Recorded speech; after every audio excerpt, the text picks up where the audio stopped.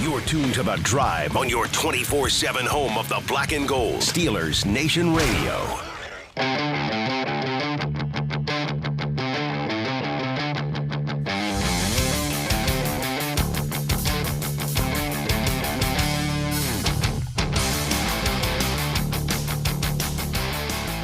Good afternoon, Steeler Nation. It's The Drive on a Tuesday. Wes Uhler and Matt Williamson with you here, as always, for the next 2 hours. As we've got some more big trade news across the NFL, Matt. Yeah. We've got a name that we've speculated on in Steelers circles that is finally signed. Yeah. And we can kind of put that, is he or isn't he, to bed. And I also have a fun new segment that I want to unveil for you here today. Okay. We're also going to catch up with our buddy Brian Batko. Love it. Now officially of Steelers.com and Welcome. Steelers Nation Right. Radio. Yeah, welcome to the party, pal, to Mr. Batko. So a fun show planned today. Another beautiful day here in Western PA.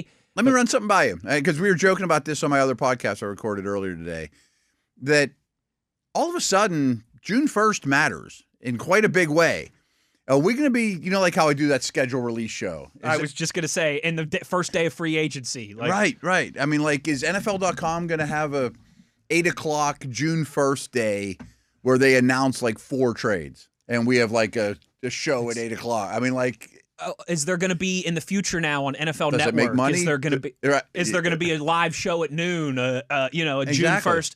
I don't know if you know this. I bet there could be. But a lot of the sports, I know baseball does this, hockey does this, and this is more of a trade deadline day thing. Well, yeah. But I still think the NFL could do something similar. They have, if you turn on the NHL Network or MLB Network on trade deadline day, they have an entire 5-hour live reaction. Oh, I'm sure. Because there's so many deals and trades that are rolling in. I bet rumors the NFL has that kind of stuff with free agency. They have that kind of stuff with schedule release. I bet you they could start doing it with June 1st. People would watch. People would absolutely watch. Yeah, I know that much. So it could even be an hour show. At 8 o'clock on June 1st. It's true. Because the A.J. Brown deal was probably done months ago. And they just announce one at a time and everybody goes crazy. And then, There was some interesting stuff out of that we'll discuss. Okay. Did you hear him talking about his New England Patriots rug? A.J. Brown. No. Said he's been a Patriots fan his whole life. He said if you go into his man cave right now, there's a Patriots rug in his man cave. It's been there the entire time he's in the NFL. But we'll get into that in just a few minutes because I assume he just grew up in the Brady era. He went to Ole Miss. I don't know. I think he's from the South. I didn't know if he's from the South or North or what. So he's just a Patriots front runner. Yeah. Lost some respect in my book.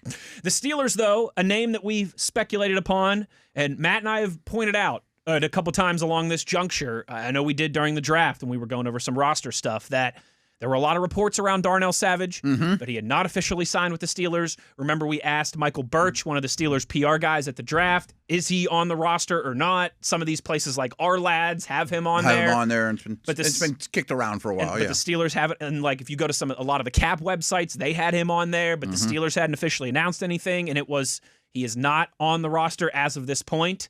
Well, Matt, just this afternoon, the Steelers officially signing safety Darnell Savage to a 1-year contract. Yeah, and before I respond to that, it dawned on me, too, as you were saying that we were gone last week. Dean Lowry is now official, too. Yes. Because remember, that was right. Did he sign or not yet? And, all That's those one of the things we missed in our recap segment yesterday. Yeah. Both players, I don't know. I'm not sure that the June 1st thing matters on Savage, first of all. I don't know. I just think it took a while for whatever reason. I don't know why. Medical, whatever it might be. Yeah. Frankly, I don't know. Lowry also had some medical stuff as well.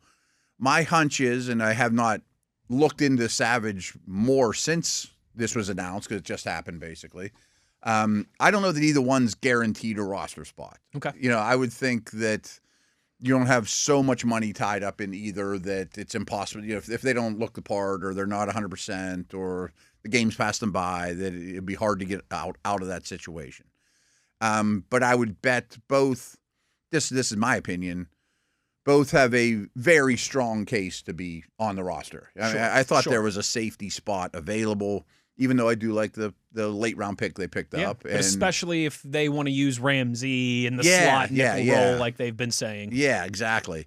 And with Lowry, this has definitely been an Omar trait, is same with the O-lineman. They always have one extra, and this puts a lot of pressure on the Logan Lees. No one's on scholarship. No one's on scholarship. You can always move an extra big body. They always seem to have one or two roster-worthy 300-pounder types on both sides of the ball, then they can fit. And they just get greedy with it, which I love that approach. It's one of my favorite things since Omar's taken over. Savage is a weird one. A very good source who may have been a former host of the show basically told me that if the Steelers had not traded up for Devin Bush in that draft and the same 19 picks went, Savage would have been their choice. Okay. That they were really, really high on him. And, I guess a little birdie told him after the fact, that it wouldn't have mattered because they already moved up for Bush and, that, it became moot. But they really, really liked him coming out of school. And he was a little ahead of his time in that he was kind of that jack of all trades safety. Like back then, it seems like it was only like 5 years ago. I know, but that was almost like an a NFL taboo year. thing back right, then. right. Can't be a tweener. Can't be a tweener, right. Like, is he a strong? Is he a free? And Savage was more of like a defensive back. He had great testing numbers. He lined up all over the place at Maryland. Lined up all over the place in Maryland. Lined up all over the place for the Packers. Slot. I don't think you want to play an outside corner against Jamar Chase and T. Higgins, but I think his skill set fits the modern day nickel. Whether that's a third safety or a corner or Ramsey backup, no matter what, fill in the gaps later, build the puzzle wherever. But what I don't really know is the last 2 years or so just haven't been real friendly to him, and I think it's been mostly injury related.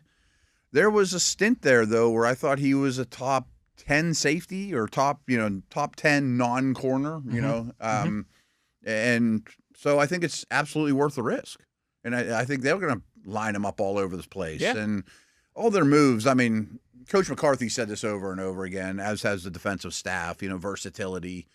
But their moves, that's what we do here. We interpret, read the tea leaves and all that. They're going to line these guys up. The defense is going to look a lot different. They're going to move people around a lot. I week think to so week too. Or whatever, I think people who have complained in the past that the Steelers are too static on defense might go the opposite way now and say it's impossible to pin these guys down. What exactly are they doing? Yeah. Which will be exciting in its own way. It is. And it could be week to week and play to play and half to half or who knows, 2019, 21st overall pick in the first round by the Packers. That was the year after McCarthy's year off between Green Bay and Dallas. Okay. So he didn't make that pick. So he didn't make that pick, but I'm assuming did. A lot of his friends on this coaching staff did and know this guy very well.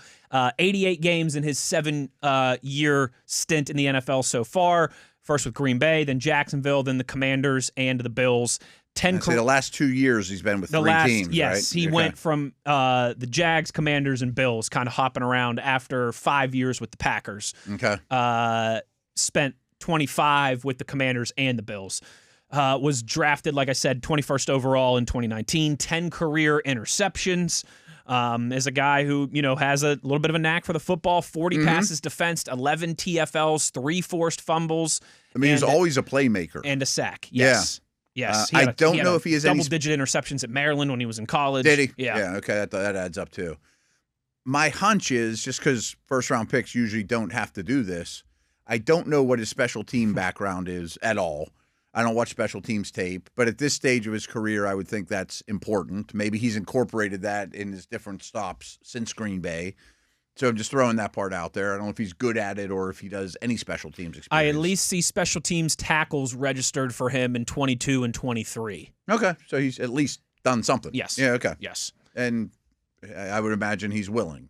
At least he better be, right? Yeah, I would say because like you said, this is a nice addition, and I think the type that you're kind of looking for is a depth piece to round out a position room, but at the same time, nothing's going to be guaranteed when he's just on that 1-year deal. No, right. And for probably league minimum or give or take, and it's worth the risk. And I'm sure that's a great point about McCarthy didn't draft him, but his buddies did. Yeah, there was a lot of carryover in that Green Bay. Much like the Steelers, not a lot of change happens in Green Bay. Yes. I'm sure he was dialed in on that. That's good intel. It's something I'll look into more, but I'm sure he's got experience with multiple members of this Steelers coaching staff. I would think so. Crossover from their time in Wisconsin. Like Steelers O-line coach might have been in the building. Exactly right. Right? Exactly right. Yeah. Matt, the other Aaron Rodgers was in the building with him. Aaron Rodgers was in the building with him. That's definitely Absolutely. true. Yeah. Absolutely. We had reacted to the Myles Garrett trade yesterday, but then after, I think it might have been with 10 minutes left when we were still on air. Another thing that we've speculated and discussed to this point, but is now officially official, the Eagles trade A.J. Brown to the Patriots in exchange for a 5th-round pick this coming draft and a 1st-round pick in 2028. Yeah, and I get it. So I thought the biggest weaknesses of the Patriots team last year were receivers, including tight ends, left side of that offensive line, and offensive line. And their 1st-round pick was an offensive tackle. Not my favorite player, but at least they did something on the O-line. They signed Vera Tucker, so the O-line looks certainly in better shape than it did a year ago. The pass catchers, because they also signed Romeo Doubs, looks much better. I'm going to get to another member of their team. We'll talk about it in a minute here. But I'd be a little concerned. Brown's had a great career. He's been a top 5 receiver pretty much every step of the way. And he's one of those rare dudes that's actually been traded for a 1st-round pick twice. Brandon Cooks, that happened too, but I can't come up with many. And they're probably mostly only wide receivers. Yeah, because that feels like it's the only position where the top 1% regularly move. Where they move a lot. Although a lot of edge rushers move too. That's true. That's true. Brings us back to Garrett. But I thought Brown, and I know the scheme was a problem with Philly, the usage. He was never happy. He's reading books on the sideline. Him and Hurts have apparently had some kind of falling out. But, I read some stuff today where, his mile per hour stuff was really down last year. And he's had some lower body injuries. And as much as I adore his style of play and physicality and big, strong body and all that, those big guys at that position can fall off a cliff. Because he's never the Larry Fitzgerald ball winner, fadeaway slow guy. He's the catch it on the move, Derrick Henry, beat people up, and if you lose a little, especially at his weight and dimensions, would worry me a little bit. And not that New England's a dumb organization, but if Philly's ready to move on from you, that's a red flag for me too, because Howie usually knows what he's talking about. He's got a very good track record of timing this stuff. He sure does. So I wonder, when we look back a year from now, will this not be the home run you think it is? He makes them better, and there's just no doubt. I just wonder if it's a lot to give up, that there's a one involved at all. The biggest kicker to me, because you're right, he's at the end of this month, he turns 29, which is... Yeah, the 30's kind of that age where it's he's right. Man. He's not young anymore. He's not old yet, but he's right in that. It could happen any day now. No doubt. At a position where athleticism is at a premium. As you mentioned, you lose a quarter of a step there. And it looks like he already has, just the charting stuff. Yeah. Right. The big thing for me, Matt, in all this, and kind of what you just alluded to of will it work out, won't it work out, is A.J. Brown the right wide receiver for young Drake May? I don't know. The old version, great. And he talked about, he did a sit-down interview today, that one that I referenced where he said he's always been a Patriots fan. He's had a Patriots rug in his man cave at his house his entire life and still does. And this is it for him, and this is where he's wanted to retire and always wanted to play, even when he was having success with Philadelphia. He was, of course, asked in that interview about his relationship with Jalen Hurts.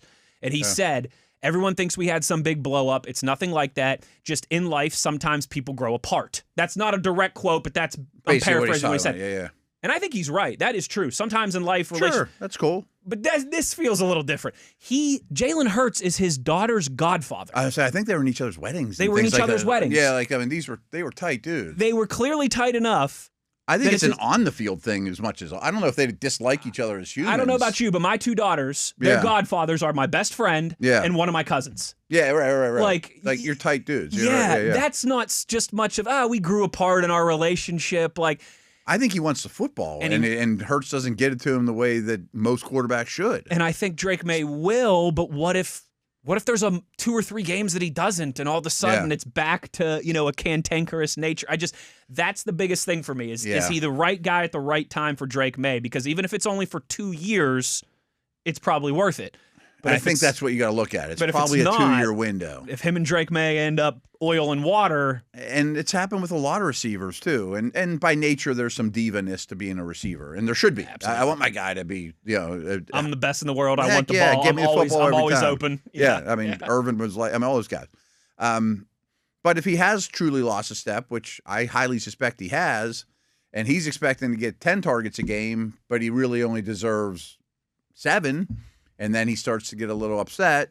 And then 2 weeks in a row, he gets 6 and 6. Yeah, and him and Romeo Dobbs have the same stat line through 8 weeks, and it's like, I thought I was the one. And like, maybe you're not a one anymore. It's December in Massachusetts, and they're running the football a lot more and yeah, not throwing it as much. Right. And I wonder, I mean, like, that's great that he grew up a Patriot fan. Cool, And obviously Vrabel was with him with Tennessee, and they have a great relationship. And Vrabel was obviously very unhappy the day they traded him at the draft. I'm trying to get to that in a minute too. But is it just comfortable for the Patriots? Like, I know him. He wants to be here. That doesn't mean it's the right move. It didn't cost us a ton. A first round and a 5th round pick is not insane. And I wonder too. Like, I assume Philly went to the Patriots and said, "All right, give us this year's first, and we'll do it." And I think the Patriots said, like all teams, I don't want to give up this year's because this year's draft's awesome, even though we have a quarterback. All right, but I think Roseman's going, I need a first of some sort.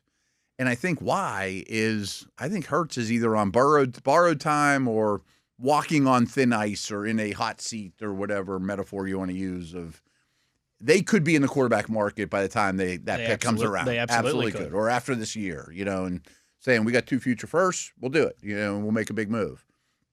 I don't know. I think there's a lot to unpeel here. There is. Howie Roseman is the same guy who used a 2nd-round pick on Jalen Hurts a year removed from Carson Wentz being an MVP candidate. Yeah. I mean, and I find it odd that there's 4 prominent members still in that quarterback room. I know these aren't big names, but they supposedly love Tanner McKee. It's all they talk about. This time of year, OTAs and minicamp and stuff like that. All Eagles media and people talk about is how much they love Tanner McKee and how good he is. Yeah, I forget. I call him Tyler or whatever. But anyway, he could start for 10 teams. All that stuff. Yes. We're so lucky to have him.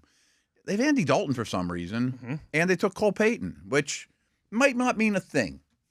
But he was that high upside swing for the fence guy that Cole Payton could turn into Jalen Hurts for better or worse. Like, don't get too comfy there, Jalen. I would say that of about pretty much everybody in that organization. Yeah, right. That's how they operate. They are aggressive as you can realistically be in the National Football League. They're not tied to anybody. They are not. I mean, them and the Rams are probably the top of the list in terms of most aggressive. They're the 2 teams I don't really want to make deals with because I think they might know more than me. Now, I hope the Mekhi Lemon ends up being one that cracks some egg on their head one day, but we shall see. Yeah, again, this one is interesting because it's felt inevitable for so long, but now it's finally official, and this will be a very interesting storyline to follow throughout the course, and maybe even into 27 and 28 in the coming years here. This one's going to have some ripple effects for a couple years. Yeah, absolutely, and we kind of saw it coming, but in the end, I did not think a first-round pick would be involved based off A.J. Brown. I thought it'd be like straight up for a 2 and a 5 or something like that, just based off last year's tape. And maybe that was the offer. Like, we'll give you a 2 this year and a 5 or next year's 1. And I think Howie's going, 1s can get me quarterbacks. I want 1s, It's because, like, obviously the Myles Garrett trade is the big bombshell. No doubt. But that's between a Super Bowl contending team and a bottom 5 team. Right. This is totally different timelines. This is between 2 Super Bowl contending. Oh, they're in it. One was just in the Super Bowl. The other has been to 2 of the last 3 Super Bowls and 3 in the last 8 years. That's what makes this real interesting is which way do they both go from here? Yeah. Where it'll take much longer to see how Cleveland does from the Myles Garrett trade, whereas this will be more of a this year and next year. Let's see. You'll probably know by Christmas or Thanksgiving. I always hate the trades. Who's the winner? Who's the losers? You both could be losers. You both could be winners. Absolutely. It's not me versus you. It's just not a competition. If the Eagles and Patriots are both in the Super Bowl this year, everybody's happy. They're both winning. Right. I mean, I mean, Brown is a great year and May is a great year and all that. But I also worry about teams. Washington was the best example a year ago that just run before they can walk. Like those teams. Totally. The whole plexiglass principle I talk about all the time. New England goes from a top 4 pick in the draft to the 31st pick in the draft the next year and goes, all we need is A.J. Brown to get over the hump. It probably isn't true. If you made that big a jump in 1 year, you're probably not an aging A.J. Brown away from hoisting the Lombardi and having a parade. See Commanders Washington for recent example. Exactly. Where the Rams could be Myles Garrett away from having a brace. Absolutely could be. Yeah, right, yeah. And I tell you what, some of that Aaron Donald smoke that we were joking about yesterday, I don't know. It seems like there might be something there. Yeah. My goodness, that's like having Mean Joe and Reggie White lining up next to each other on the defensive line. I've seen Donald work. I mean, I don't think he ever stopped working out. He's just a psycho. I've seen him at the indoor on the south side post-retirement. Let's with just say knives, that. Still with knives or no I knives? didn't see the knives, but yeah. That was always the craziest thing when he'd be in there training with knives. I'm be so like, scared. I'm not walking through here. I'll walk go around. I'll walk around. Yeah. Just getting started here on a Monday. Plenty more to get to. And I do want to take a look at a little around campus here today as well. Cool. As Todd McShay, he put out his quarterbacks list, Matt, and it's a lot of the names that we've discussed. There's also some interesting running backs and wide receivers to keep an eye on, too. So a lot to get to today as we roll along. You know where to get at us if you want to get involved. Wes Uhler, Matt Williamson, it's The Drive, Steelers Nation Radio on the Steelers Audio Network.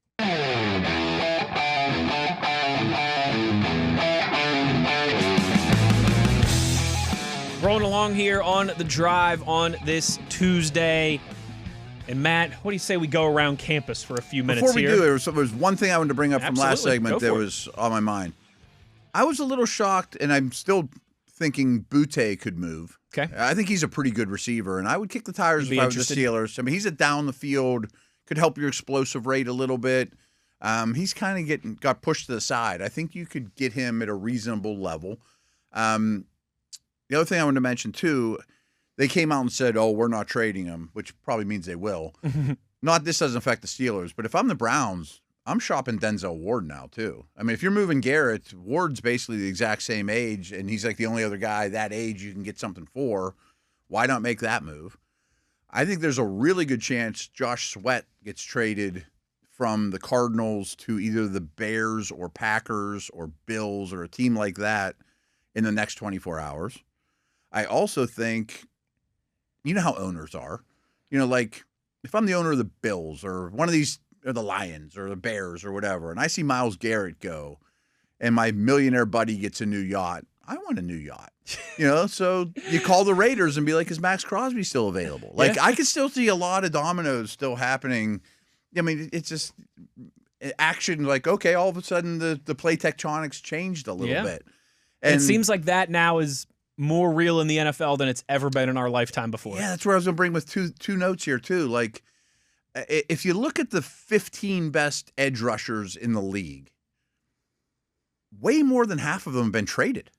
I mean, two of them just got traded for each other yesterday. That's a great point. You even traded up for Will Anderson. I don't know if that counts, but Micah Parsons and Burns. Even going back to Khalil Mack. Oh, yeah. I mean, those guys Defensive move player of the year a lot. Type guys. Yeah, absolutely. I mean, besides Watt and Bosa, they've all been on multiple teams, which is kind of bizarre. Danielle Hunter has been on multiple teams. Great one. He might go to the Hall of Fame one day. Absolutely. I mean, again, if you had a list of the top 12 or 15, that's a great point. Most have been traded or traded for.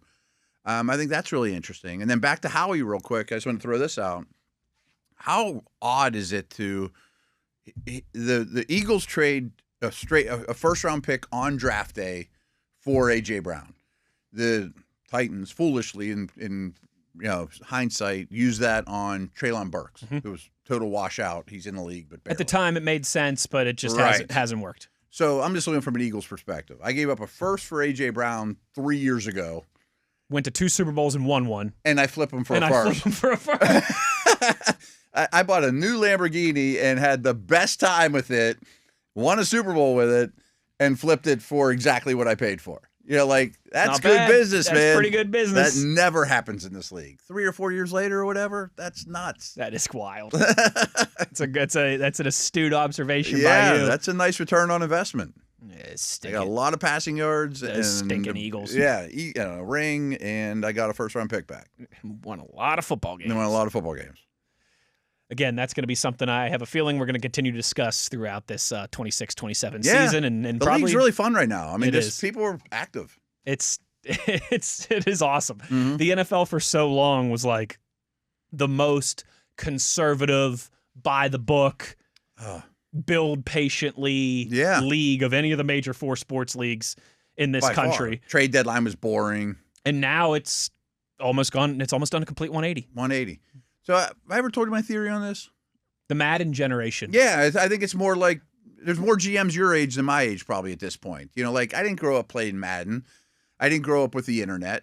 I didn't grow up. I mean, even like fantasy football, but I bet all these GMs, these younger dudes, all had internet, fantasy football, Madden, and they're just like, trades what you do.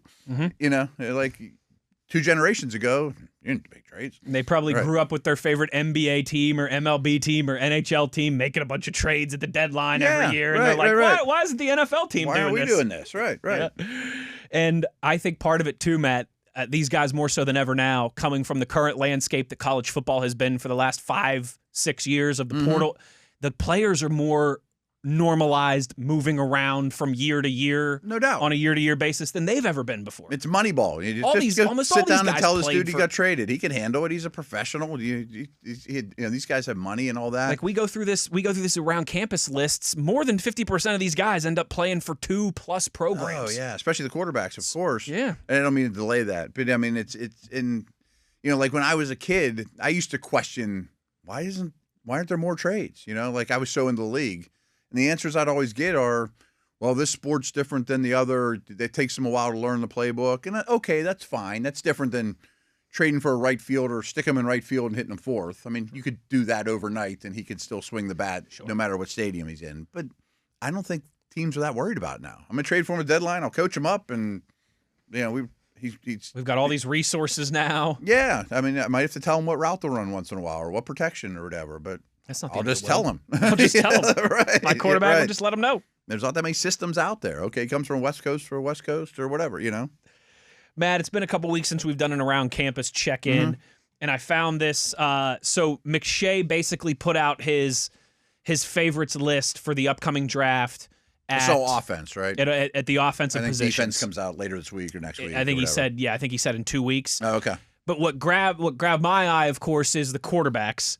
He's got 13 currently with draftable grades. I'm thinking and by I don't think he means like 6th, 7th round. Exactly right. Yeah, I think he means like these guys could be top 50 pick types. Yeah.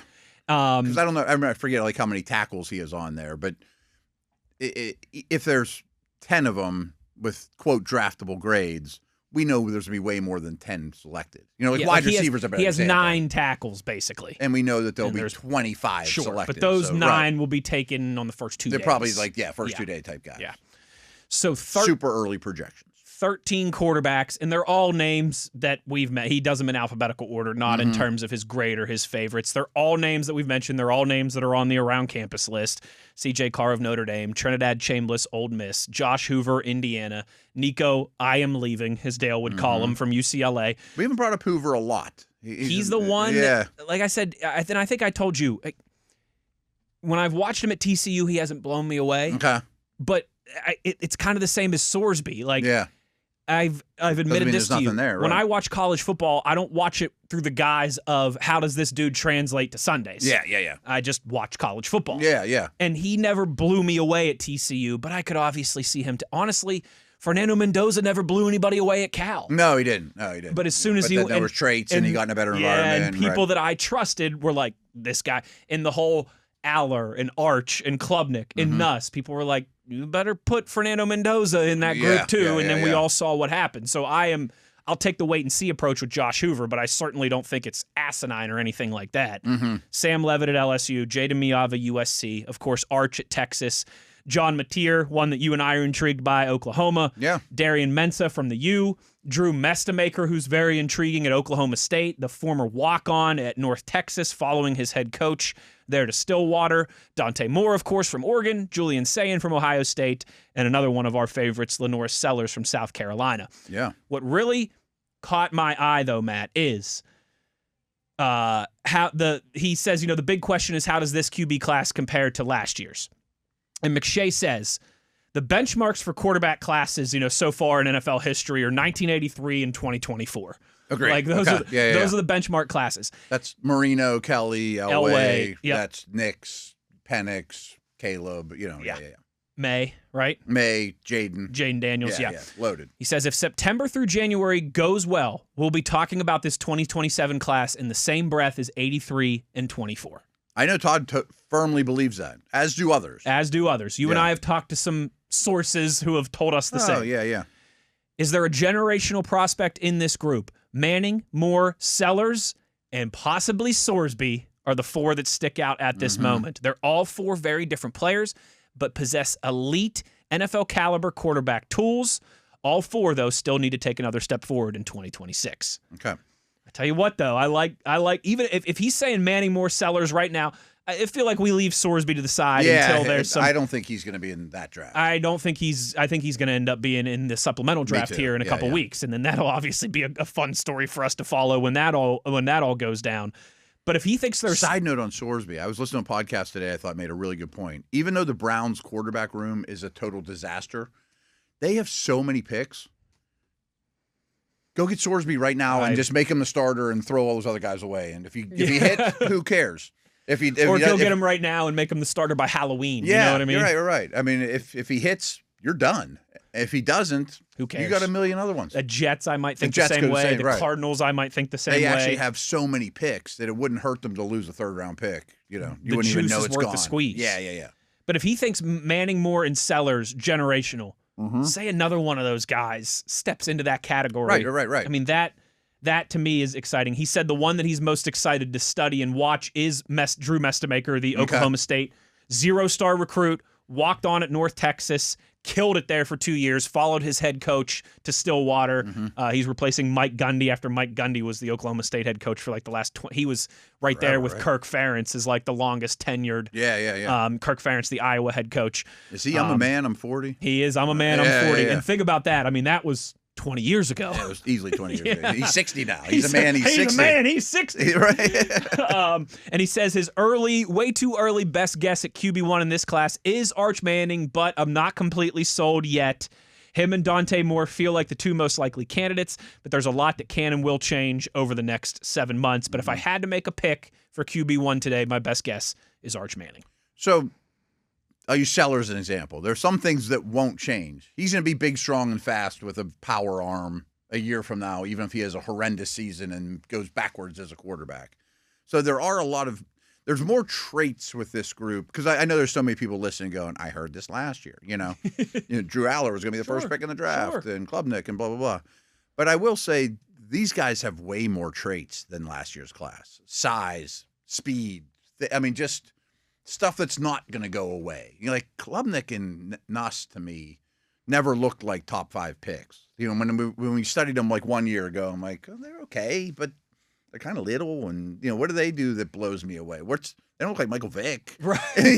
Like, what do they do that's so amazing? Or Josh Allen, or, I don't see any Superman traits from those guys, where these guys have way more, and even if it's like stuff that God gave them or came out of the womb. Exactly right. Or even someone like Julian Sayin, who's not the most physically gifted guy. Yeah. He's like, last year had one of the most accurate seasons that we've ever seen from a quarterback in high-level college football. Now, Todd actually kind of mentions this, how I forget what the phrase you said, but he's excited to dig in further. Because usually when you dig in further, especially on quarterbacks, you start to dislike them more as opposed to like them more. I mean, it's easy to kind of, not like what you do on Saturdays, to kind of watch casually and, oh boy, look at the traits. But then it's like, I'm going to grind all 22 and realize, man, his footwork on the out routes are bad. Like you really start to nitpick and deep scouting. And usually you're going to find more bad than good. Sure. It's not going to be like, Bo Jackson. These guys are 20, 21 years old. Right. And not that many people have done that to this class, I'm sure, including NFL teams. But still, there's a lot of fish in the pond. That's the pond beauty is of stocked. It. That's the beauty of it. Last thing that I wanted to get to here, his wide receivers. Obviously, if you've listened to Matt and I, you've heard us say the name Jeremiah Smith probably a million times. He is the freak wide receiver prospect from Ohio State, who has been probably the best receiver in college football since he stepped on campus as a freshman. He's a Calvin Johnson, Jamar Chase, no-brainer. Maybe better. Todd said there's a very good chance that if he has the type of year that he thinks he's going to have, he will get a 99 overall grade from Todd McShay. Okay. He said in all of his years scouting, he's handed out 199 grade in his career, Andrew Luck. And he said, for perspective, the highest wide receiver I've ever graded was Calvin Johnson at a 96. Wow. And he might have Jeremiah Smith as a 99. I should know this, but there's another receiver in this class. Yeah, from Alabama. The Bam, no, not James, not Williams, not Coleman Williams. Coleman? Is he at Bama? Did he just so transfer remember, to Bama? he was Ryan Williams was his name, but he added the hyphen after his freshman year. That's not who Todd was talking about, because those two came in with much acclaim. Oh, they were 5-star of 5-star recruits. And Jeremy Bernard kind of went past Williams as the season went on last year. Like, I'm not saying Williams isn't a great prospect too, but it might be an Auburn dude, or there's another. Do you have the receiver list there in front of you? Yeah. What are the names? Charlie Becker Jr. from Indiana, Jace Brown from LSU, Cam Coleman from Texas, Ryan Wingo from Texas. I think it's Cam Coleman. Okay. Where he said, if it wasn't for Smith, this is the guy. This is the most years he's the top 5 guy. Hey, and AJ Green to Julio Jones in the same draft class. If you're just looking purely Steelers quarterback glasses, having 3 wide receivers who could be top 5 picks would be a great thing. Oh, yeah, right. Push some quarterbacks down the board. Right. So, and there's a ton of running backs. I mean, tackle group's good. I just found that quarterback stuff interesting from this article, and the Jeremiah Smith might be only the second 99 overall grade that he's handed out. We'll continue to monitor these things, obviously, more when we get into the fall. When we return to close down hour number 1, I've got a kind of an off-season idea that we'll do on Tuesdays. We're going to call it Top 5 Tuesday, Matt. All right, I'm in. I'm going to give to you right now, in lieu of the Myles Garrett and A.J. Brown trades, the top 5 teams that I think are Super Bowl contenders as we sit right here in the month of June. We'll do that to close down hour number 1. When we return, Uhler and Williamson, it's The Drive, Steelers Nation Radio on the Steelers Audio Network.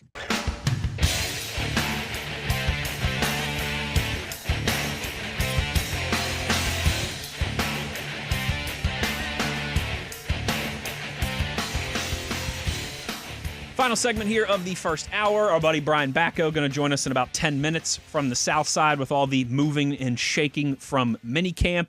But Matt, you know my producer brain, and I got to give you credit. You help out a lot this time of year, emailing me different articles and ideas. It doesn't take a lot of things effort. That we could talk about. Here's a link forward to Wes. But you know my old school producer brain. Like, I'm always looking at things and thinking, how could we turn something into a fun, easy content piece? Yeah. For the summertime. And this morning I'm sitting at my barber shop getting my hair cut, and it looks swell, by the way. Thank you, appreciate that. I would tell you. No, I'll tell you where I get it cut.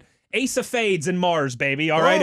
If you're in the Mars, Cranberry, Wexford, Gibsonia area, big shout out to all the good dudes at Ace of Fades. Tell them the Drive sent you. Tell them the Drive sent you. I've been going there for about a year, and they're awesome. It's all these dudes in their 20s that run a barbershop together, and they work hard, and they do a great job, and they've always got sports on the TV, and it's right around. Hopefully the Drive's on the speakers. It should better be. Exactly right. Our buddy Jeff from the Steelers gets his hair cut there as well too. Him and I bonded over that at the draft. We had an electrician come today to check out our hot tub that a groundhog ate through a quarter or whatever. He's like, I listen to you all the time. I'm like, great, dude. You were like, great, give me a 25% discount. Yeah. And they had ESPN on, and it was like Get Up or one of those shows, and they were kind of all kicking around their top 5 Super Bowl contenders list in lieu of the trades and everything. And I thought, you know what, let's do this. Let's make it fun. 2 easy ones, and then you can start debating, I think. Number 1, the Rams. And for this exercise, I think we start at the top because it's obviously the Rams at this point. I mean, frankly, I think the best roster in the league added the best player in the league. That's pretty good. That's a very simplistic and accurate way to put it. Yeah.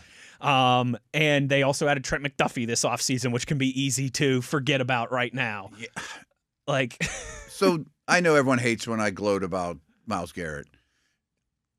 He might have 5 more sacks than the sack record this year. I mean, the track is much nicer in terms of get off and not playing in slop. They totally turned their biggest weakness, a secondary, into a strength. They're never going to have to blitz. They're going to cover well, and they're always going to have leads, none of which the Browns could say last year. Other than that, though, they don't really have much going for them. Right.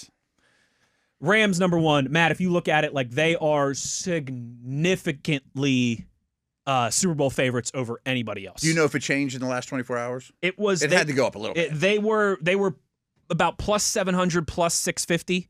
Which means a $10 bet would have won you 65 or 70 bucks. Yeah. Now they're like plus 550, plus 600. That's a pretty significant jump. It is, but the next closest is 1,000. Oh, wow. When you look at it from that way, yeah. So say $10 on the Rams to win the Super Bowl would get you about $60 back. Yeah. Everyone else in the league would get you $100 or more, or way more. And that's a pretty substantial gap at this point big in gap. the calendar. Yeah. Matt, they were an easy number 1. And then I put Seattle at number 2. I thought Seattle's the other no-brainer. Okay. Because I think they're a little weaker than they were, but they're still pretty darn Super Bowl strong. champions always lose something. Yeah, you just do. Yeah. But man, their defense should still be nasty. Yes. I trust the coach. I trust the coaching trust staff. Darnold now. Yep, I trust Darnold. They've got one, if not the best, they've got one of the top 2 or 3 receivers in the world. Mm-hmm. I've got They Seattle now have like too. playoff experience, and they've been there and they've done it, and right. Then it got a little difficult. Then I think it'd get hairy for me. I'm not sure who my number 3 would be. And I just kind of went with benefit of the doubt here. I got the Chiefs at 3. I don't know. I might regret that. I don't feel crazy confident about it, but I thought we might have this conversation because I think you're nuts if you discredit the value of Mahomes, Lamar, Allen, and slightly lesser degree Burrow. the Bills have the Ravens have the I know they have second odds. or third best odds, depending on where you look. But I think all those teams have pretty major flaws right now. And maybe it's But just who would you because pick out of the AFC over them, maybe it's just because of my black and gold glasses. I can put my hand up and admit that. And I don't think the Ravens are terrible or anything like that. No. But I don't get all the number 2 on over-under totals behind the Rams. Yeah. Number 2 or 3 or 4 in Super Bowl odds wherever you look. They're the favorite to represent the AFC. They are, yes. I mean, a lot of sports books have them as the second best Super Bowl odds behind the Rams. I don't see that at all. Right. I don't either, but I don't know who I'd pick in the AFC. I mean, the Chiefs are as tough. good as any. It's tough. Considering a bad year for them is losing in the AFC Championship game. I mean, other than last year. I think their weapons are terrible, though. The Chiefs. I mean, their best weapon, coincidentally, is in jail rehabbing a knee injury right now. All these that's teams, not good. the Chiefs, it's like, where are the weapons? But you give them a lot of benefit of the doubt. The Bills, it's like, and hey, the Chiefs man. did reinforce their defense a lot. They did. You know? The Bills, it's like, hey, man, the quarterback's great, the running back's great, the offensive line is great, but you just haven't been able to get over the hump. And the defense has not been close to being championship worthy, and I don't think it got any better. The Broncos, the Chargers, as much as I hate to say it, even the Bengals, there's a lot to like there, but there's a lot of questions, too. And I like all those quarterbacks, Nick's less so than Burrow and Herbert, but they're not quite Lamar. They're not Allen, So I had the Chiefs at 3. This was tough. Chiefs at 3, Bills at 4. Then I put the Broncos at 5. I think Denver might be my pick in the AFC. I think their defense took a slight step back, but I think their offense will take a step forward. Yeah, I think Waddle could have a real big year and just have a ripple effect on everyone. I'm become more and more of a Knicks believer. Like coming out of Oregon, I thought he was kind of a caretaker. Not Alex Smith, but, similar to that. He's a lot more aggressive than you think. They kind of reel him in to some degree, which I think I mean that in a compliment. Yeah. So I think Nick, I'm not saying he's as good as these other quarterbacks. He's not Allen. I don't think he'll ever be Mahomes or Lamar. But the last 2 quarterbacks we saw win it all, it was more about the supporting cast than the quarterback. Yeah. And I think Nick's could be every bit as good as Hurts or Darnold. So that gave them the edge at 5 for me. I put the Chargers and the Texans also in consideration, and then I put my 2 favorite dark horse picks in terms of looking at the Super Bowl odds would be the Cowboys or the Bengals. In terms of like where I'd like to make money on, Cincinnati and Dallas are definitely 2 of my favorites, and because they're both like plus 2,000, which pay means well. a $10 bet would get you $200. And total coincidence, but I've lumped those 2 together all year because I've said since the season ended, if Dallas and Cincy can go from the 30 to 32nd best defense to the 20th, then all of a sudden you're not losing 35-34, you're winning 35-30, and there's so many. The defense are so hideous for both those teams because I know the offense is going to be great. Yes. Just don't stink on defense. And I think that's 4 more wins. That's why the Cowboys and the Bengals are intriguing ones to me because if their defenses can just be the 17th best in the NFL. Yeah, just be average or 16th don't best be horrible. in the NFL. Right. Those offenses are going to be top 3, top 5. I agree. Like I'll probably pick Dallas to win that division. I might too. I mean, I have a lot of respect for Philly, but I like Dallas's offseason. Top 5 Tuesday, Super Bowl contenders as of right now. Rams 1, Seattle, Chiefs, Bills, Broncos. But that was harder than I thought it would be, especially after I listed the top 2. Yeah, and no NFC North teams, I think, is... I don't know that I put them in there either, but I think they're going to beat up each other a lot, That was one of the things that they were doing on ESPN was like throw in your dark horse candidate, and a couple people said the Bears, which I can see. Oh, they're going the right direction. Yeah. Yeah. But I think I'd lean Cowboys just slightly over just how loaded that offense should be. If the Bears add like Josh Sweat in the next 24 hours or Max Crosby at some point. If you notice, the Super Bowl champions almost always have a four-man great pass rush. Almost always. And the Bears don't. And I don't think they have any chance to this year. Right. That's a good point. That doesn't mean they can't have a good year. Now, if they get Max Crosby, maybe we're singing a different tune. Hour in the books, another hour to go. Our buddy Brian Batko, now officially of Steelers.com, will join us. He's down at Minicamp. We'll get some observations. We'll get his, just overall thoughts on joining the team here. Yeah. And all the moving and shaking going on the South Side. All that and more in hour number 2. Uhler and Williamson. It's The Drive, Steelers Nation Radio on the Steelers Audio Network.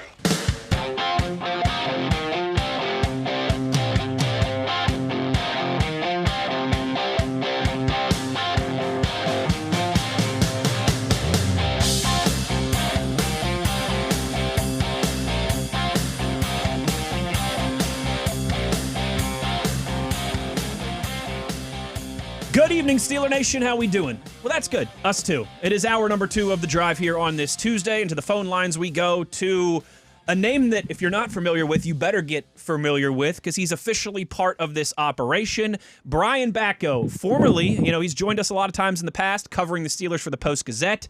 You've heard him on SNR, but he is now officially part of the team and covering the Steelers for Steelers.com as well. Batko, thanks for taking the time, buddy, and congratulations on officially being part of the black and gold family here. Well, thank you, Wes. I really appreciate that, and it's great to be on kind of I don't want to say maiden voyage, but yes, new chapter of coming on with you guys, and certainly shout out, big shoes to fill left by our late pal Dale Lawley in this role. But yeah, I'm super excited to get started with it, and it's been great so far. I know you have a pretty, you wrote an awesome article on Steelers.com as kind of like your introduction article and talked a little bit about what this franchise means to you. I think we all, growing up in this region, it's impossible to grow up in Pittsburgh and Western Pennsylvania and not have the Steelers, I think, influence your life or be a big part of your childhood. But for you particularly, I know with your grandparents, like growing up and going to Steelers games was a big part of your youth, a big part of your family. And so I got to imagine that this is a pretty cool full circle moment for you. Yeah, absolutely. I mean, that's what we did every Sunday at my grandma's house. If it was on the road, if it was a home game, we were there. For a long time, she and my grandfather went together. And after he got, he wasn't able to walk around as much, she would take me. And then eventually it became more of me taking her as I got older. And, sometimes it was my parents dropping us off, or we'd take the park and ride, take the bus down to the game. So, it's very ingrained in what we do, but it's not just that. I mean, my uncle moved away. He was in the Navy. He's in Virginia Beach, and he's got, number one Steelers fan on his license plate. Nice. I new friends, like neighbors across the street who've moved here from different states. Obviously, they learn what I do for a living, and between that and just osmosis of everyone they meet in this city, they ultimately become Steelers fans and care about everything going on with this team. So it is pervasive if you're here, and yeah, I'm thrilled to really be a part of it in a different way now. Well, congrats on the new gig. Great to have you officially on board. Time to dig into some roster moves here of late. The Steelers signed Darnell Savage officially today. It's been kind of speculated for a while. What do you think his role is? He's kind of a tough guy to wrap your head around the last 2 years or so. Yeah, I don't know how much of a role he will have, Matt. Yeah. I mean, I think it's good depth to have in the room, and especially the first place where my brain went with Savage was, right before they announced that signing officially, we were talking to Coach Mike McCarthy before practice, and someone brought up Jalen Ramsey and the deployment of number 5, and the first words out of McCarthy's mouth, the first words out of his mouth were addressing kind of the comparison with Charles Woodson and how he thinks that is an apt comparison for Ramsey's skill set. But once he actually got into where they're going to utilize him or weaponize him, as Joe Witt Jr., the secondary coach, put it last week, he said he loves him as a nickel and playing close to the line, and said he is a special beast for them. And so he's like, yeah, he can play nickel, obviously corner. He mentioned something else there too. He's like, oh, and safety. So And if we're trying to read between the lines in early June, maybe that big nickel role is more of the starting point for Ramsey. And, you have safety as a backup option. And thus, if you're taking him out of the mix there, it helps to have Savage with veteran prowess there as well. Do you think Savage is kind of the Michelob Ultra version of Ramsey then? Well, I was going to say he might be like kind of the 2026 version of Juan Thornhill / Chuck Clark, but I think in the 2026 edition of the Steelers, you don't want to have to rely on any of those guys to the degree that they did last season. All so yeah, exactly. So I think that's kind of more the type of player that he is. And, just from a sheer numbers game standpoint, once you get past let's just call them the true safeties, the Sean Elliott and Jaquan Brisker, there's not a ton more there other than a second-year undrafted guy in Sebastian Castro, and then I think a promising rookie and 7th rounder Robert Spears-Jennings. But otherwise, there is probably a roster spot to be occupied by someone with Savage's resume. While we're having this conversation, I definitely think their percentage of nickel is going to go up, 5 defensive backs on the field. But who do you think the 4 defensive backs will be on the field when they're in base? I don't know. Maybe they will play base so infrequently that it would be Porter, Dean, Brisker, Elliott. Because, that's your most, sort of, these are the square pegs in the square holes. Right. In the so. But if Ramsey's your best guy, do you want him off the field? It's a good problem to have. I just don't know how they'll fix it.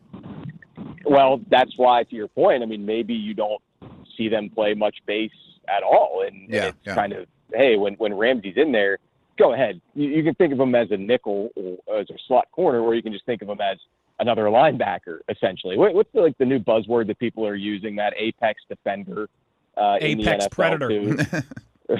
Or that. Yeah, you certainly want that. But in terms of the schematical lingo, I know that's one that's getting thrown out there and associated with your Nick Eamon worries and people of that nature. So maybe that's kind of the plan for Ramsey. But I think those 4 guys previously, if they were to line up in the quote unquote base defense, the avatar corner, is that what they're calling it? That would be my best guess. Well, the avatar corners, that was Joey Jr. and Corey Trice once upon a time. Jalen Everett's not quite that profile, but man, he does look the part when he's out there, and he is the type of guy who's going to stand out in shorts in this setting, because Everett's got all the requisite size, height, weight, that kind of deal.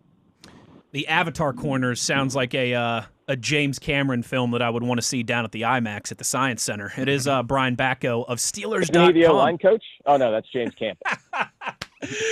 Oh, Mr. Batko. One of the things that Matt and I spent some time kicking around on the show yesterday, I'd be interested to get your opinion on, is just how do you think this running back, work share is going to begin between Dowdle and, of course, the incumbent Jaylen Warren? Is it fair to say Dowdle might have a little bit of a leg up just because of his familiarity with McCarthy and some of the coaching staff? Or do you think that it'll be Warren's opportunity, or could it just be a true kind of 50-50 split and play it as it lies week to week?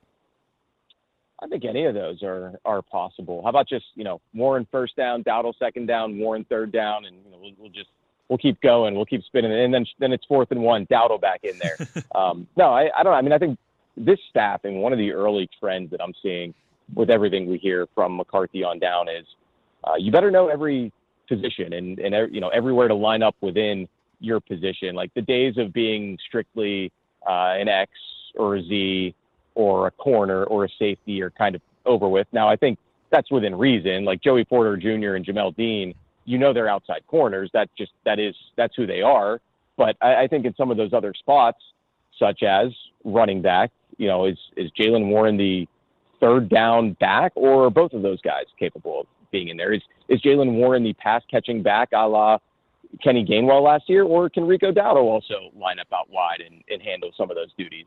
I think that's how they want to envision this offense, at least in the early going here, because another constant piece of the communication from McCarthy has been, we're learning these players' skill sets. They're learning our schemes and just the way we approach things philosophically. And we have a certain amount of stuff we want to get installed by the end of this period, but still a long way to go in the overall process. So recently, and it kind of didn't get a lot of fanfare, the Steelers also brought back Dean Lowry. And yeah, I think you start examining that D-line room. Guys like Dean Lowry used to be the number 4. They were like the Wormley, and I always call him like an innings eater. Just don't give up too many earned runs. Let Cam get a breather, that type of thing. But now that guy might be like your 5th or 6th player, where he does, I would think Black's ahead of him. I think Joseph Day's ahead of him. The 3 starters are ahead of him. That's a nice position to be in. I mean, I feel like you were alluding to this, like Wyatt Black or Sebastian Joseph Day. I mean, they can wreck a play. Yeah, right. They're not just inning eaters, right?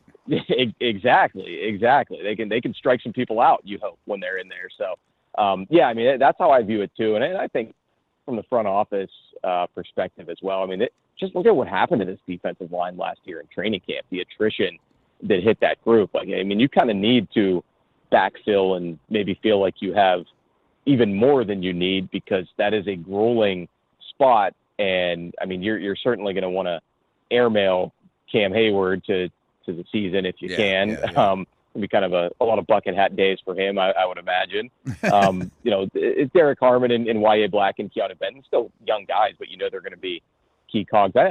You guys probably picked up on this, but I thought it was interesting last week talking to Domata Peko. He mentioned Y.A. Black having the potential to be one of the best nose tackles in the league. Yeah, I think that move's official now. Yeah. I mean, if the position coach is saying it, and I think that aligns with what a lot of us thought from second one when they drafted him out of Iowa last spring, was that would ultimately be his jam. But they didn't do a ton of that with him last season for whatever reason. But yeah, I mean, I think they're reimagining that a little bit, and I think you absolutely have more guys who can be disruptive in there as opposed to just body. So, hey, say if Dean Lowry's your number 6, absolutely an upgrade over your previous 6s, and maybe Gabriel Rubio or Logan Lee or Odemiwo finds their way in there again somehow. Do you assume Benton, because Joseph Day can play a lot of nose too, I assume Benton will line up on the nose a much, much less percentage than he did. Yeah, I would think so too, and that probably goes back to our conversation about how much nickel they're going to play. Yeah, so, yeah. But they can play a 5-man front and 5 defensive backs too, Yeah, there are different ways around that, but now, then you start getting into which of the linebackers do you want to take off there? Because there was chatter today with McCarthy about working together with Patrick Graham to envision different packages for Nick Herbig to get on the field more. So, again, these are all good problems to have, and it's all in an effort to get your best 11 out there, or best 11 for the particular situation for sure. So, I mean, I think with Benton, I've long thought that there's a possibility that he could be better used as someone who can put that pass rushing juice to good, to good use, as opposed to just having to take up a couple hands in the run game. I thought he got blown back way too much against double teams, when he lined up over center. I think that's miscasting him. I would agree with you there. And if it's Y.A. Black in that spot instead, I think that's central casting for him. Exactly. Yeah. Straight out of central casting.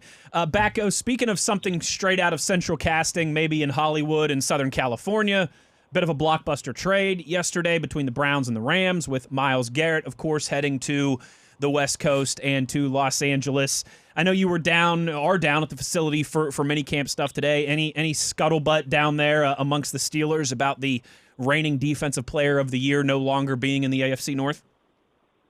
Not really. I mean, Mike McCarthy was asked about it, and he said, "I'm all for it." So, yeah, I thought that was a pretty good line by him. I mean, and then he, of course, mentioned that Myles is a great player. But, yeah, no, I mean, I didn't pick up on too many rumblings, but, I mean, that's a seismic move. I'm sure everybody saw that. And you know what? You guys can fact check me while you have the laptops up. But I guess this means now Myles Garrett has never sacked Aaron Rodgers, right? And now never will?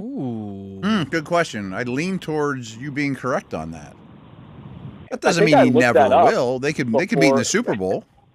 Well, we'll go in the regular season ledger, Matt, which is all we ever look at when we pull up our Google Gemini searches or Pro Football Reference. you have to navigate to a whole other tab to find that. But yes, the only way they would play him is the Super Bowl.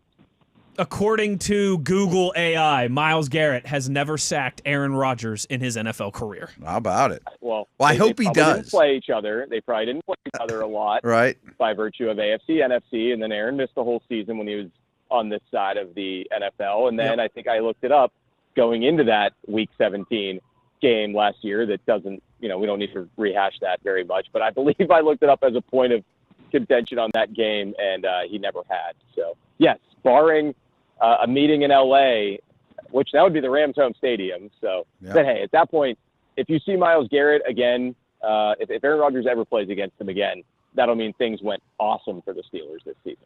Hey, last thing I got for you is, and Boyd, I almost hesitate to ask this question because Roman Wilson and Jeremy Bernard and these type of receivers should look great in the environment you guys are at right now.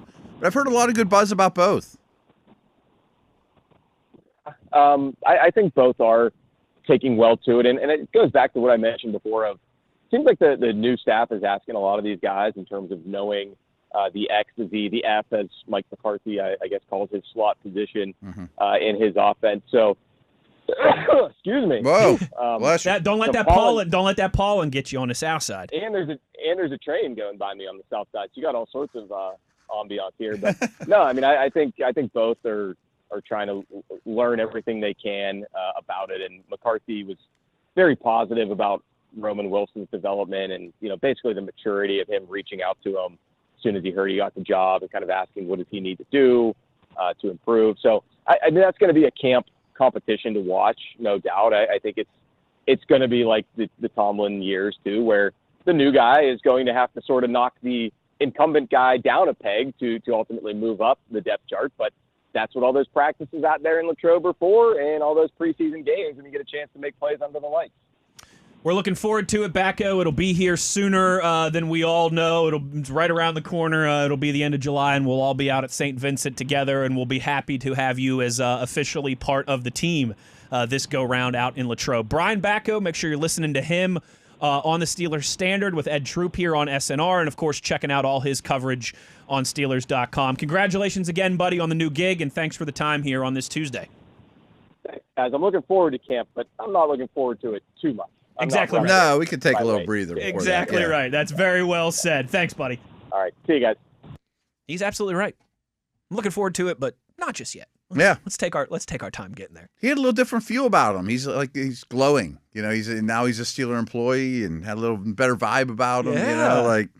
I imagine they've been dealing with all this Post-Gazette stuff for the past I bet few it's gotta months. Be a load off. Yeah. And congratulations to him. It's great. No, I love the hat tip to Dale. He also did that on Steelers.com, said that he knows he's got big shoes to fill in Dale's spot, but he's the feeling. He's built for this. Yeah, I absolutely do. I absolutely know the feeling. It's pretty cool. You, me, Batko, you can't grow up in this region without the Steelers being a big part of your life, big part of your youth. We both grew up at times, Batko and I and you, when the Steelers were at the top of the football world. We both, parents, grandparents, aunts, and uncles, taking us out to Latrobe in the summer times for training camp, and now we get to do it. I joke all the time. I mean, there's a reason I'm not a bowling or lacrosse expert. I mean, you know what I mean? I make the same. Like a lot of my buddies from college that were from Massachusetts or New York or Philadelphia, super into baseball. And they'd always be like, dude, why don't you care about baseball at all? I'm like, look where I grew up. Yeah. The Steelers and the Penguins were winning everything. The Pirates were losing 100 games. Like, if I grew up in St. Louis or Boston, I would probably love baseball, but I'm just a product of my environment. When I was 8 and they were We Are Family, I was into, Sure. and like, that was great. Sure. And then they scarred me enough that I wasn't into baseball anymore. I'm 35. Starting to come back around, though. Hopefully. The Skeens character makes me pay some attention. I said to Nate Dogg, our producer, and one of the biggest Pirates fans we know. Make sure you're checking out his work, Locked On Pirates. By the way. Yeah, no doubt. That I just want us to be at Latrobe in August. Training camp is winding down in the middle of August, and the Pirates are playing important baseball. Yeah, you can start to convince me to pay attention again. Then you might get the hook back in me once again. When we return, let's hear from Mike McCarthy after today's proceedings, all that he had to say about practice. We'll also begin to dig into some of your questions, comments, concerns, and reactions from YouTube and from Twitter. We'll do that when we return. Wes Uhler, Matt Williamson, It's The Drive. Steelers Nation Radio on the Steelers Audio Network.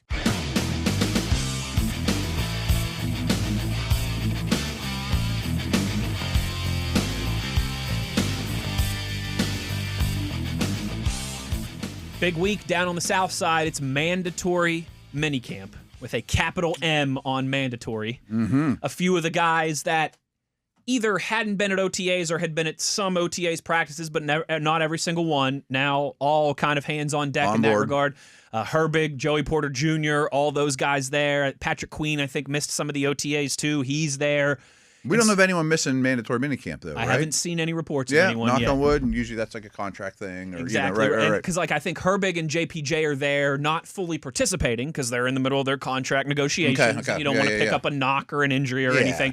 But they are there. They were involved in some capacity today. Darnell Washington as well. He deserves to be mentioned in that conversation. I expect contracts for all three of those guys. Absolutely. And so with that, obviously another important day in the books for the Steelers. Here's what head coach Mike McCarthy had to say this afternoon.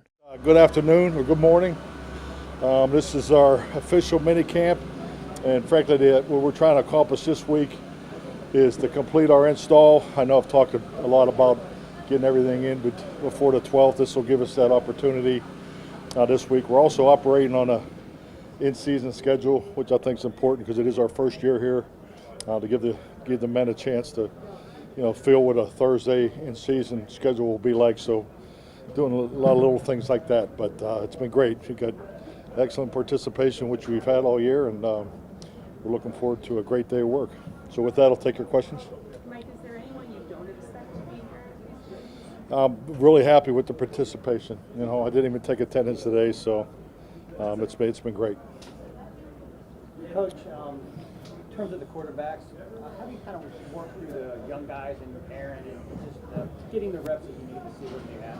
I mean, having four quarterbacks, there's obviously a lot of benefits to it. I think anytime you can establish the room, the value in our room, obviously with Aaron Rodgers, the experience and just what he brings to the table. And I'm not just talking about playing between the white lines, but his experience and what he can add to a conversation in the quarterback room has been extremely valuable for our younger players. I've really grown to have a lot of appreciation for Mason. I'm really enjoying our time together. He's a hell of a football player. So another layer of experience for our two young players. So and Will and Drew are just soaking it up. Frankly, I mean they're just soaking it up and they've done a really good job in that aspect of it too. So that's the benefits of it, to have a diverse group like that, because you never have enough quarterbacks. The challenge frankly is trying to find reps for these guys. Like for instance today, we have three 2-minute drills in the 7-on-7. We're going to let Mason and the two young guys take it. So just trying to balance that out. So that's really only challenge. But I'm really enjoying having four quarterbacks. Mike, 55 touches thing we were talking about last week. Have you hit that a lot in your career traditionally? Because it seems pretty ambitious. It is ambitious. Traditionally the number was 53. I think I spoke on that.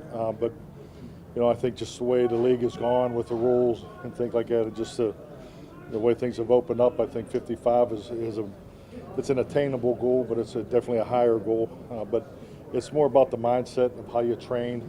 There's more to it than just achieving a statistical goal that week. It puts you on a focus of how you want to play the game, which also focuses on how you train, focuses on how you install, how you educate, interact with the players, what their expectations are in each and every game. But to sit here and tell you statistically exactly how you're going to play every week, that's not practicable, because that's the NFL is so competitive. But it's definitely something that I've always paid attention to.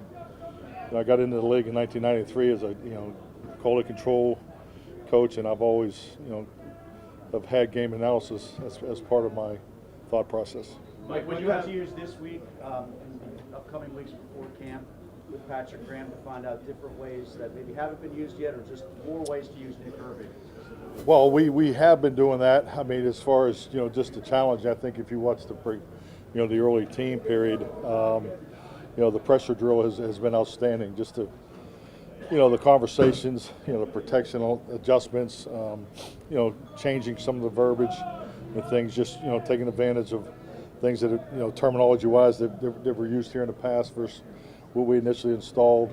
And it's great to have Nick here. Nick's excited about being here, and so we'll definitely highlight the packages for Nick both this week and next week. Mike, when you have players who are in the middle of contract negotiations and they might choose not to participate or at least not participate in full out here, what are your conversations like with them, and especially with the new staff? How do you make sure that they're up to speed so that then when they do return, they're ready to go? I think it's like everything in life, frankly. There's a personal side to this. There's a professional side to this. And when you break down the professional aspects of being in the NFL as a coach or a player, we all have contracts. So when those things occur, I really, frankly, just put that into a business category. So been dealing with it for 20 years. And the same advice I've always given. It's a business situation, and do the things you need to do necessary. But in Nick's case, he's been in constant communication with us. I had lunch with Nick in March out there in Scottsdale. So he's done the things necessary. But he's in a business situation. So I think it's no different than any of our players. I think you just separate that, and this is an important time in their lives. I mean, their business decisions and business opportunities can change, the course of their life and their family's life, and I don't take that for granted. But also, I'm in charge of the football part of it, so we don't lose sight on that. And I think like any time you have situations where you're not together, or you just make sure you communicate. And I think our guys have done a good job with that, especially being in year one. Mike, in your short time with Darnell, what does impress you about him, and how do you see him? Love Darnell. He's been there every day. Classroom, good student. He's a pro's pro.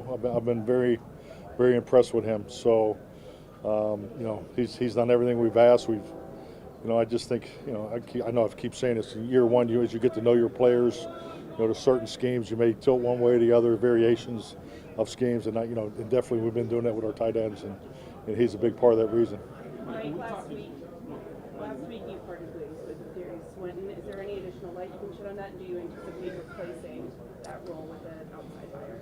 Well, I mean, the situation's been dealt with internally, and we're moving forward.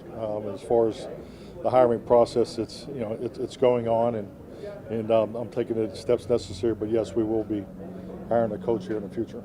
Mike, when we talked to Joe Witt, he brought up a comparison of Jalen Ramsey, comparing him to Charles Woodson as far as his savvy. You guys both coached him.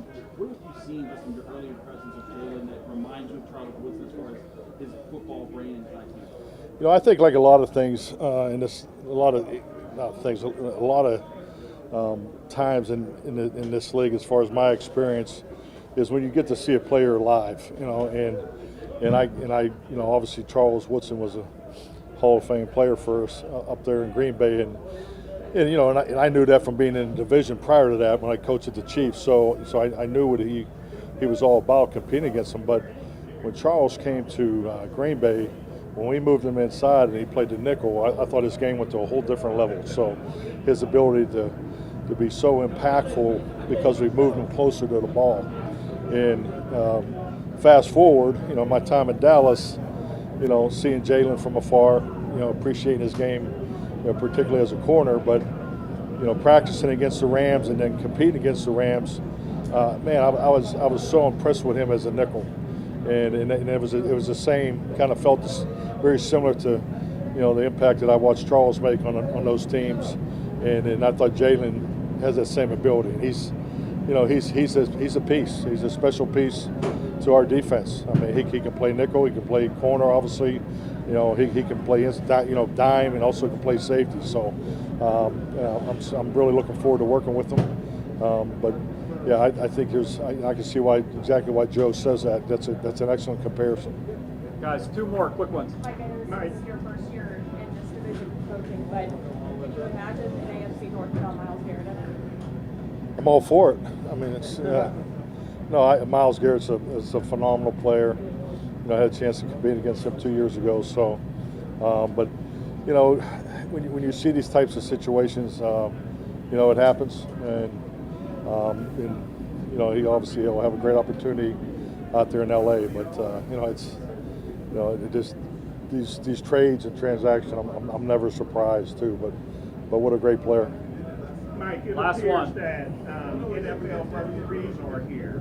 What is the purpose, and is that something that goes on throughout the league or mandatory minicamp? Yeah, I think it's great that the officials are here. Ron Torbin and his staff are here.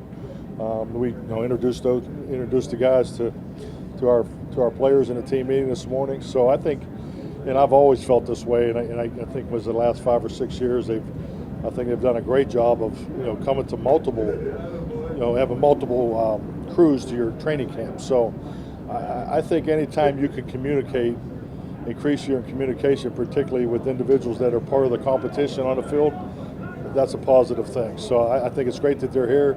They're going to work a little bit during our 2-minute drill, and I've encouraged our players and coaches to interact with them. We were invited to go to every meeting. So, and I think it's important to have them here as much as possible. I think it's good for them, and I think it's good for us.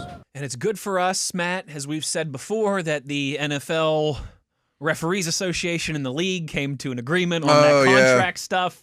That's all done and dusted, and we don't talk have about that anymore, have right? to talk about that. And you can, again, I think that was one of the things we mentioned at the time when we discussed that. I think it was owners' meetings where we really kind of dived into that. That's when I kind of become aware. And when some of the negotiation stuff went public, of one of the things we discussed was hopefully you don't lose those times at OTAs and minicamp and training camp when the officials come out, because that's the opportunity for the guys to, why'd you call me for holding on that? Why didn't you call this? The coaches, the players, to really, in the course of a game, you're not having a conversation with the referee. You're on to the rookies are learning the NFL rules. That too. Right, yeah. Didn't get your second foot down all the way. This and that. So I mean, the hash marks are different, and it's a little bit more of an adjustment than people think. Certainly is. So it's good to have those officials there. Good to hear from Mike McCarthy on a big day of mandatory minicamp, big week of mandatory minicamp this week is spirits seem to be high. Yeah, right. And then they have one more week with 3 more practices next week, I believe it is. And then that's kind of the end of the offseason program, and all eyes upon Latrobe. Right. 6 or 7 weeks later. And as Brian said, we don't need to rush to Latrobe quite yet. I'm looking forward to it, but just started feeling like summer yesterday, Matt. Yeah. I'm good with no Latrobe for a little bit. It's great. It's a good way to put it. Like, I'm looking forward to it, but also it can take its time getting here. Yeah. One more segment to go. We'll close things down as we always do. We'll get to as many of your questions, comments, concerns, and reactions as we can before we get up out of here. It is The Drive, Steelers Nation Radio on the Steelers Audio Network.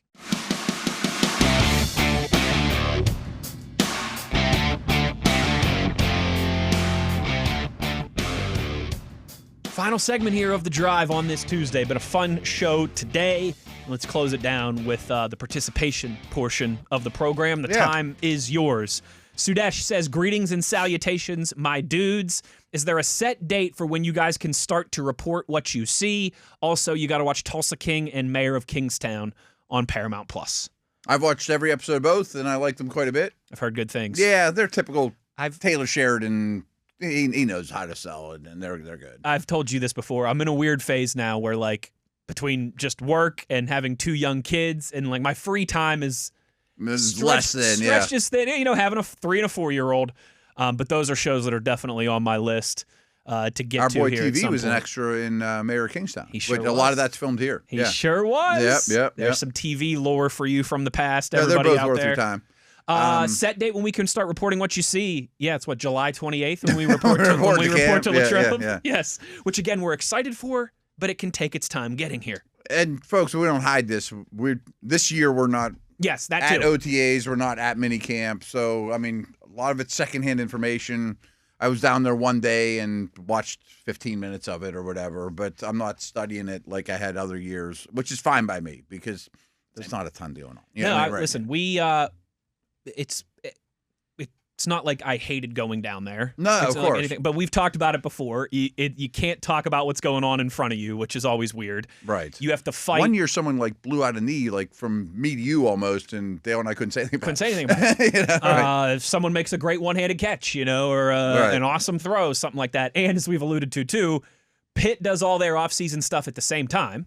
It's a little crowded. Because they want to trot the recruits around the NFL team. I get it. I was that guy. You were that guy. I would trot them around. Right? I get it. And that makes parking a nightmare down Wow, there because there's already a lack of parking. But when you have Pitt and the Steelers practicing at the same time, so not terribly upset to be missing our OTAs and minicamp live shows this year. No, I enjoyed it. Don't get me wrong, Yeah. but like of the things we do every year, it was not at the top of the list. If you had to make me axe one thing that we did every year, that would be at the Wouldn't top of break the my list heart.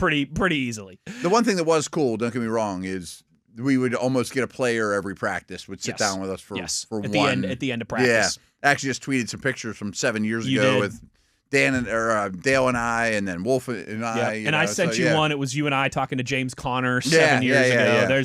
I get those that pop up, and a lot of times it's like it's you and Dale, or it's Tunch and Wolf, and it's like, oh man, pretty cool. It is pretty cool. Time flies. It's nuts how long it's been since a lot of that stuff. RJ says, with the restructure to Pat Freiermuth's deal, does that any indicator that the Steelers still have a move to make before the season starts? Also, who is fantasy football relevant on the Steelers this year? I always like to have at least one Steeler on my squad. Please don't just say Chris Boswell. I'll start with that one. Boz, Steeler D. I think Steeler D will definitely be in my top 12. I think Metcalf's an every week starter. I think Pittman catches more balls than Metcalf. I think both of those guys are fantasy football viable. I bet Freiermuth won't be in my top 12. There's a lot of good, but he'll be. But you could use him in a pinch and things like that. I think he's your backup, and you keep an eye on him. Running backs will be tough. They'll be don't know what it's They'll be in like. every league, both those dudes. But I think Warren's a flex, and they're probably both flexes, more or less. Warren's pass catching, though, puts him over the top for me if I had to pick between the two. So that's more than usual. Yeah. I mean, more than the last couple of years. I definitely think more than the last couple of years. Yeah.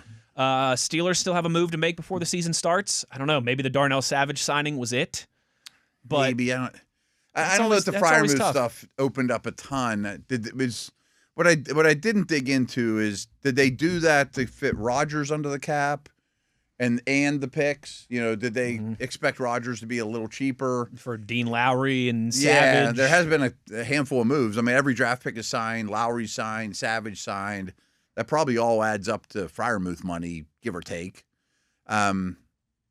Again, Dale, you say this all the time. He's 100% right, that this organization, rightfully so, doesn't make a move until they have to. But if they were to trade for a wide receiver, or Brandon Ayuk's on the open market and they signed him, they can make it work. Yeah. And they definitely will. And they definitely will have some spare change going into the season to make moves throughout the year. It's usually like $4 million, $5 million. And you want to have that cushion just in case. Yeah. All of a sudden, oh, wow, that guy's available on the trade market and we want to go get him. We better have the room to go get him. We actually kind of mentioned this off the air, too, is there could be contracts looming for Porter, Herbig, Washington. But because of their draft status, it wouldn't. Usually if you sign a deal, like if the Chiefs re-sign Mahomes or whatever, usually it opens up a ton of money for this year. And there's just not much. Those guys aren't making much against the cap as second, third, fourth round pick type guys now, that it would open up a great deal. It wouldn't hurt for this year, but it wouldn't drastically alter what you can do. No. But they're on top of it, and they got so much leeway. From what I mean, they still do. And in future years, they're still near the top of the league in available cap space, which you can kind of navigate.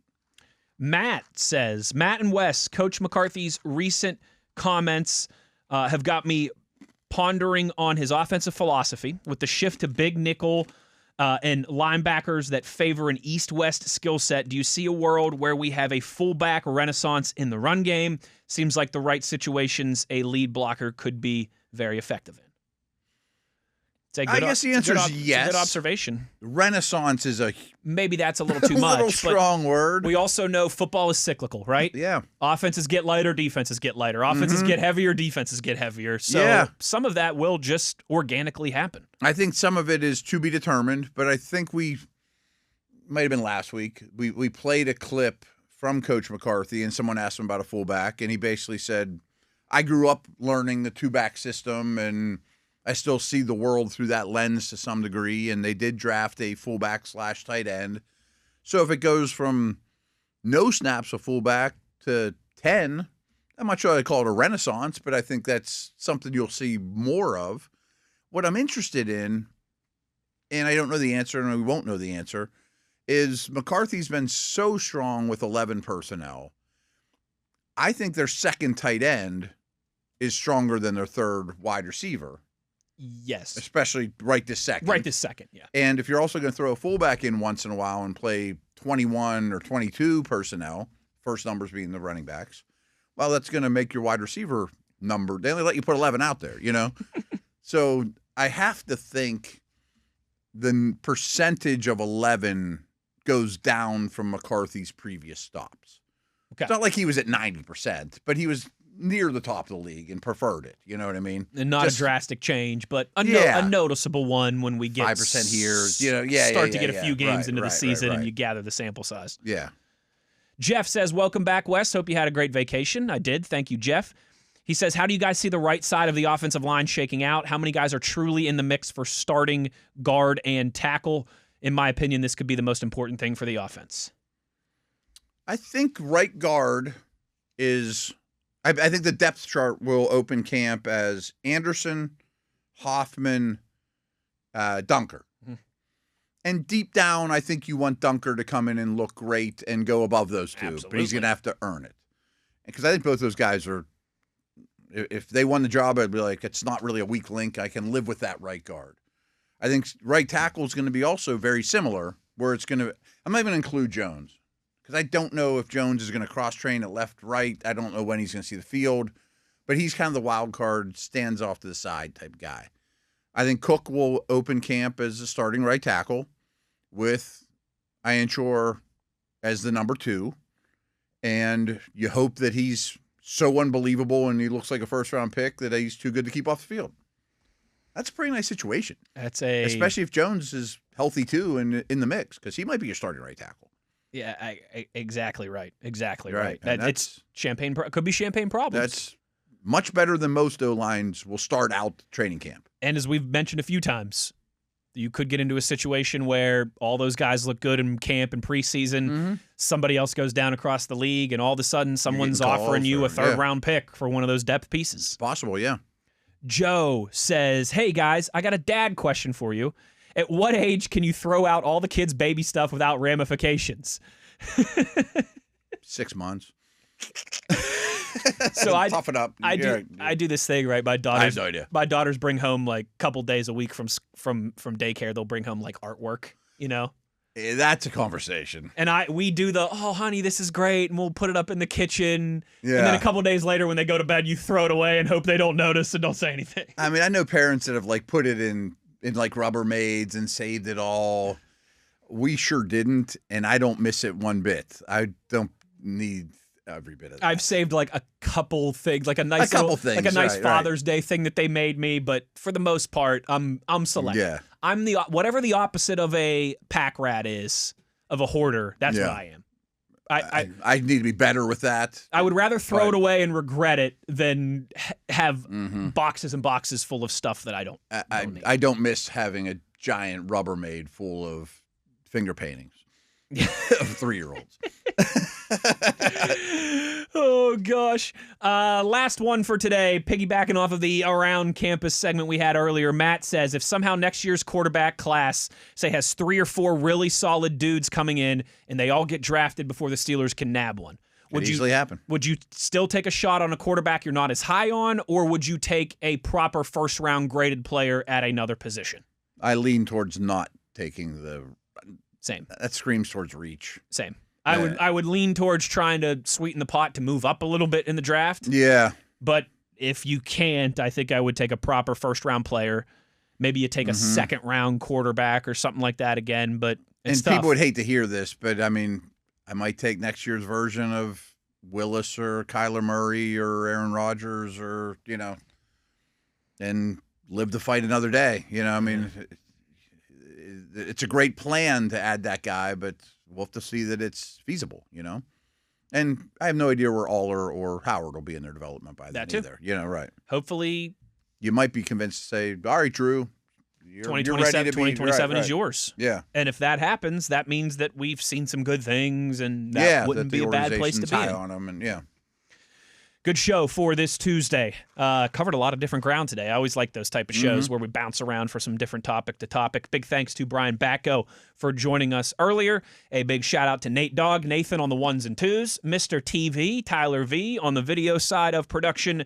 For Matt Williamson, I'm Wes Uhler. Take care, everybody. We will talk to you tomorrow. As always, you know where to find us. It's on your 24/7 home of the black and gold, Steelers Nation Radio on the Steelers Audio Network.